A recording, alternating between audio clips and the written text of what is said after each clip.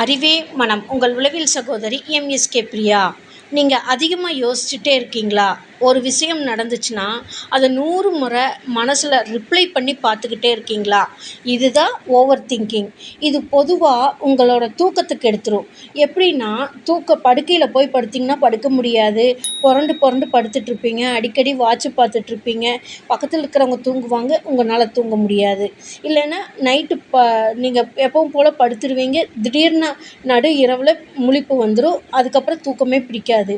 ஒரு சிலருக்கு விடியற்காலை 4 மணி 5 மணிக்கு தூக்கம் வரும். 6 மணிக்கு விழிச்சிருவாங்க. இந்த மாதிரி தூக்கம் சம்மந்தப்பட்ட பிரச்சனைகள் வரும். அதுக்கப்புறம் பார்த்தோம்னா நம்பிக்கை குறைஞ்சிரும். எதுலேயுமே ஒரு நம்பிக்கைத்தன்மை வராது. வீட்டில் இருக்கிறவங்க மேலேயும் நம்பிக்கை வராது. கூட இருக்கிறவங்க கூடயும் நம்பிக்கை வராது. ஏன் உங்கள் மேலேயே உங்களுக்கு நம்பிக்கை இல்லாமல் போய் அது குறைஞ்சிக்கிட்டே வரும். அடுத்தது உறவுகளை பாதிச்சிரும். உங்கள் கணவன் மனைவி பிரச்சனையாக இருந்தால் அந்யோன்யமாக இருக்க முடியாது. பேசுகிறக்கே கோபம் வரும். கூப்பிட்டா கூட எரிஞ்சுழுந்து பேச ஆரம்பிச்சிருவோம். உங்கள் மகனோ மகளோ அவங்கக்கிட்டையும் கூட அன்பாக அனுசரணையாக பேசிக்க முடியாது. குடும்ப உறுப்பினர்கள்கிட்ட இப்படி நடந்துக்குவீங்க. உறவினர்கள் மத்தியில் போகிறக்கு விலகி விலகி இருப்பீங்க. எந்த விசேஷத்துக்கு போக பிடிக்காது. எங்கேயாவது போகணுன்னாலே சங்கடம் வந்துடும். அதனால் எதுக்கு அங்கெல்லாம் போயிட்டு அப்படின்னு சொல்லி சமூக விலகலும் அதிகமாயிட்டே வரும். அடுத்தது இதனால் பார்த்திங்கன்னா உங்களுக்கு மன அழுத்தம் அதிகமாயிரும். உங்கள் மேலேயே உங்களுக்கு கோபம் வரும். உங்களை சுற்றியில் இருக்கிறவங்க மேலே கோபம் வரும். எப்போ பார்த்தாலும் நெருக்கடியான நிலையில் இருந்துக்கிட்டே இருப்பீங்க.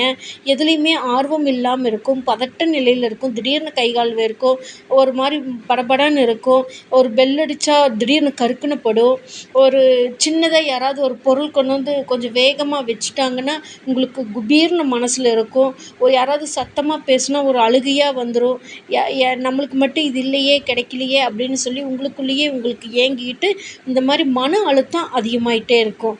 இந்த மாதிரி மைண்டு காமாக இருக்க முடியாமல், வாழ்க்கையும் ஸ்மூத்தாக போக முடியாமல் ரொம்ப சிரமப்பட்டுட்ருப்பீங்க. அப்போ மனசு அமைதி அடைஞ்சாதான் வாழ்க்கை சூழல் அமைதியாக இருக்கும். அதுக்கு தான் உங்களுக்கு மைண்ட் செட் நாலேஜ் தெரப்பி தேவைப்படும். அவசியமானது ஒன்றா இருக்கும். அப்போது உங்களுக்கு ஏன் மைண்ட் செட் நாலேஜ் தெரப்பின்னு சொல்கிறோன்னா, உங்களோட மன எண்ணம் சிந்தனை தொடர்ந்து அதுக்காக வேலை செஞ்சிட்ருக்கோம். யார் எது சொன்னாலும் உங்களால் எடுத்துக்க முடியாது, புரிஞ்சிக்க முடியாது, ஏற்றுக்க முடியாது.